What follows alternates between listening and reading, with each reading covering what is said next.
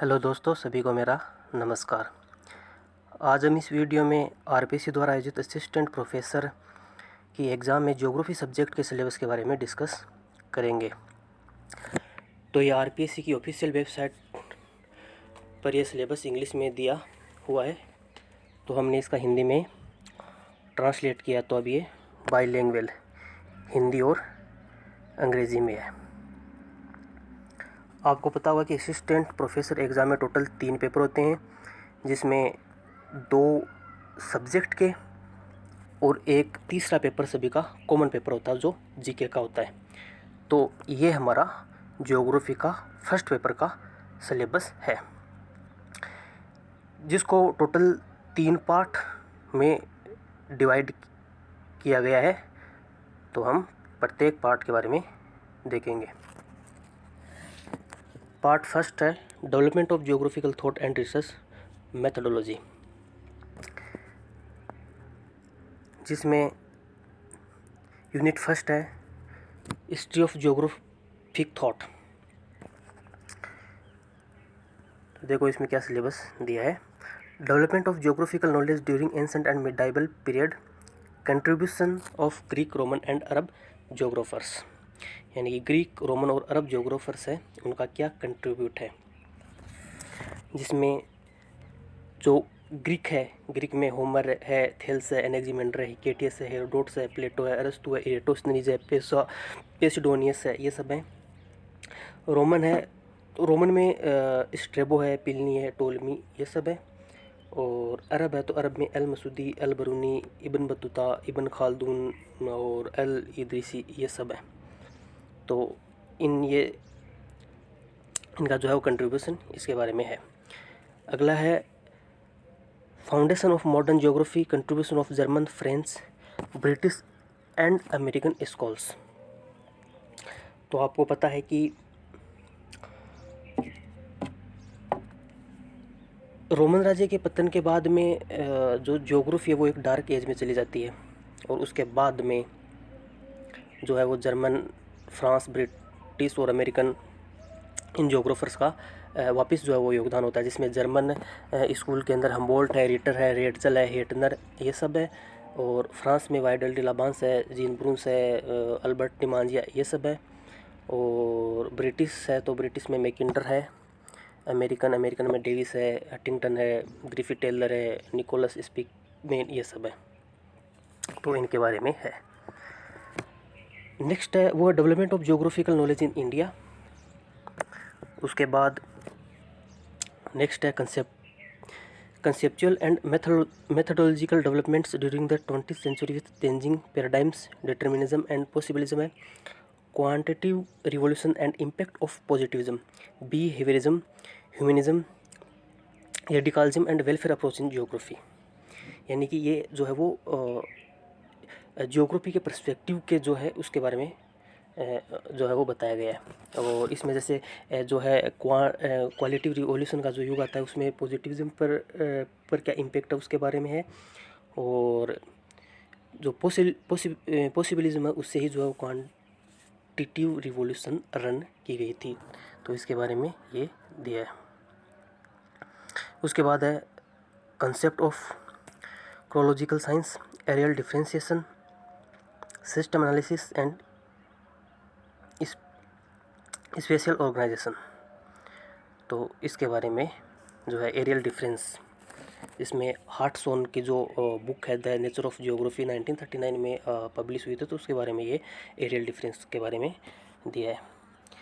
उसके बाद है यूनिट सेकंड में है रिसर्च मेथडोलॉजी, जिसके अंदर meaning, types and significance of research approaches, deductive and inductive, concept of qualitative and quantitative research.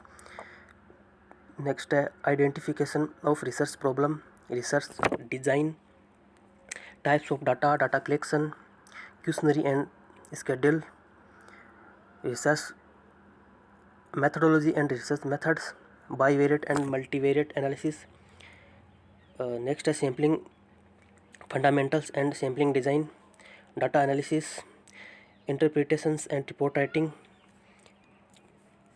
Plagiarism, research ethics और citing of references.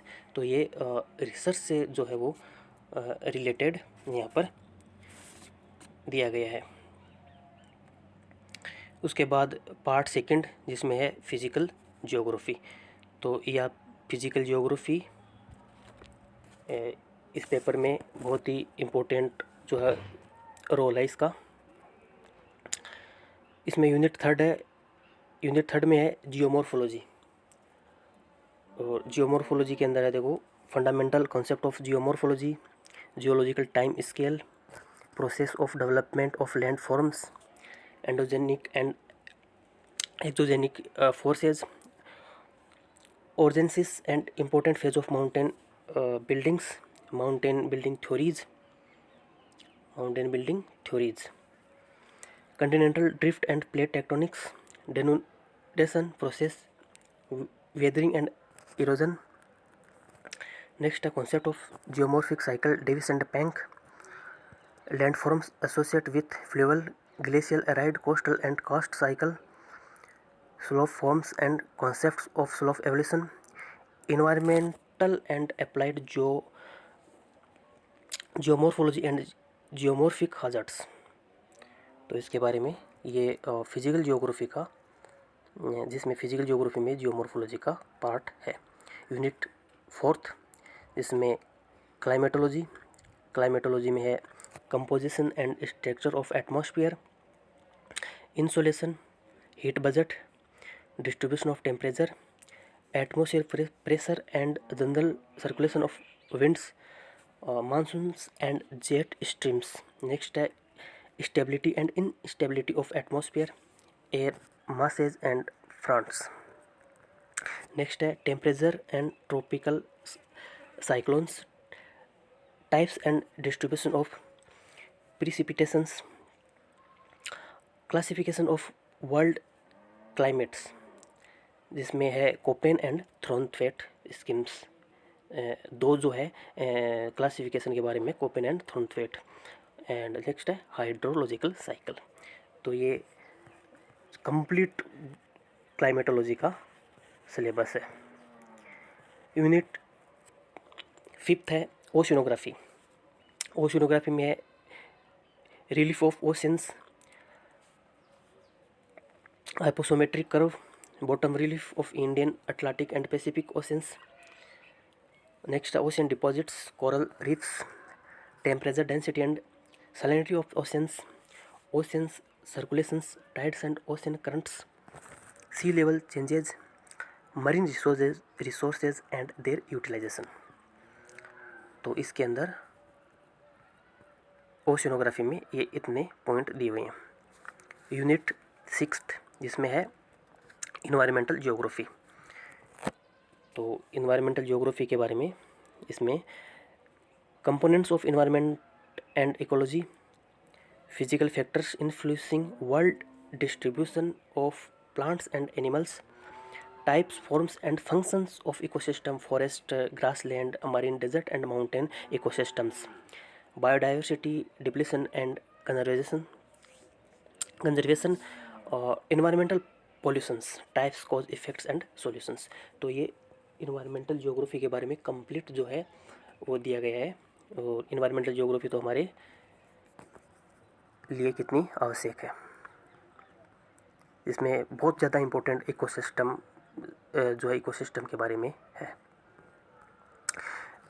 Next climate change, global warming and ozone depletion. Next है environmental hazards and disasters, types, effect and management and environmental impact assessments, EIA। तो ये हमारी sixth unit है। फिर part third है, ये practical geography से related है और इसका भी ज्योग्राफी के अंदर बहुत इम्पोर्टेंट जो है वो रोल होता है प्रैक्टिकल ज्योग्राफी। और इसके अंदर यूनिट सेवंथ है कार्टोग्राफी। तो देखो कार्टोग्राफी में है types of maps and their interpretations. Next है single purpose and composite maps, choropleth है, आइसोप्लेथ है एंड क्रोकोरोमेटिक मैप्स है। नेक्स्ट है statistical diagrams 1, 2, 3 and dimensional diagrams. Next है क्लाइमेट ग्राफ्स,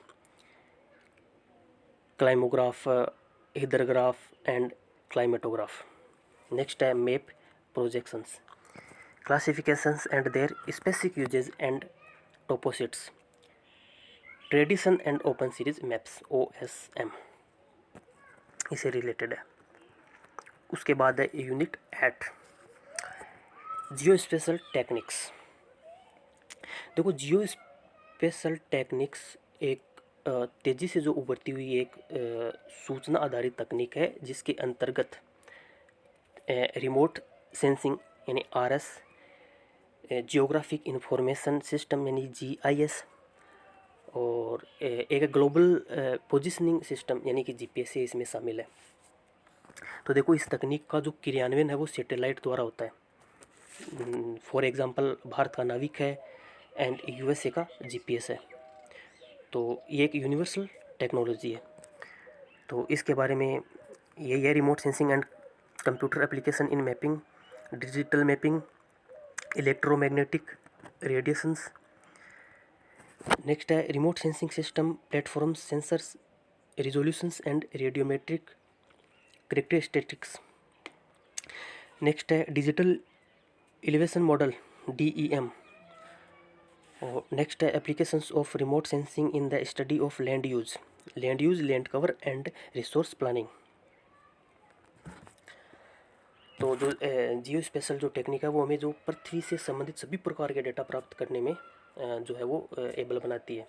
और इसको आपको पता होगा कि ये जो टेक्निक है इससे हमें प्रकृति में उपलब्ध जो लिमिटेड रिसोर्सेज है उनके क्या उनका महत्व है, कितनी उसकी मात्रा, उसके आधार पे हमें जो इन्फॉर्मेशन देती है जिससे हम उन संसाधनों के यानी कि दोहन के संबंध में निर्णय लेने में हम सहायता में तो मिलती है।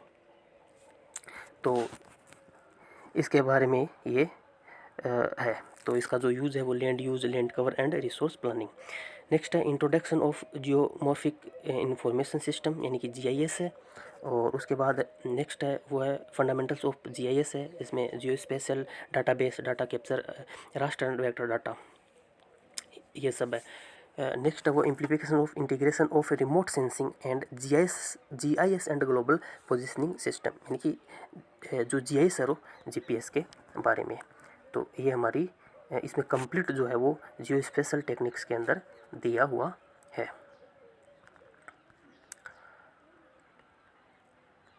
नेक्स्ट 9th जो यूनिट है उसके अंदर है स्टैटिस्टिकल मेथड।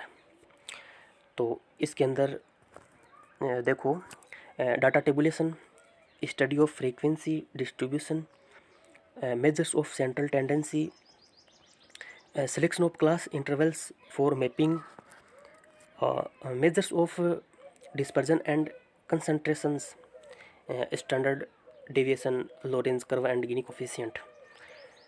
तो इसके बारे में। और नेक्स्ट है वो method of measuring association, simple and multiple correlation and regression. Next है measurement of spatial patterns of distribution, nearest neighbour analysis.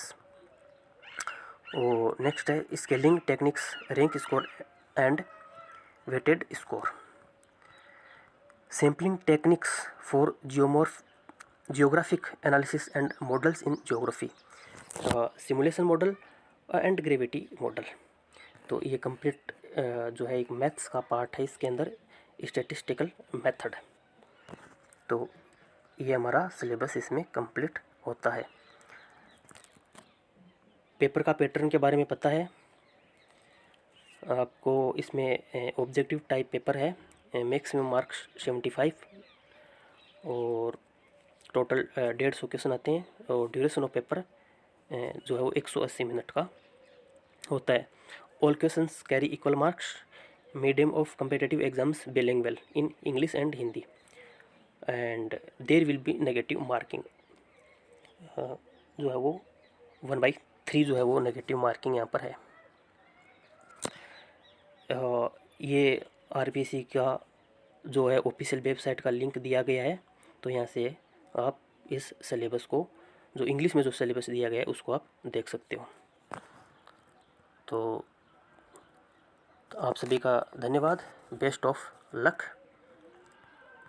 ये कंप्लीट यहाँ पर सिलेबस है जो हिंदी और अंग्रेजी दोनों में जो है वो इसका ट्रांसलेट किया है। इंग्लिश में वेबसाइट से लिया गया है और हिंदी में इसका ट्रांसलेट किया है।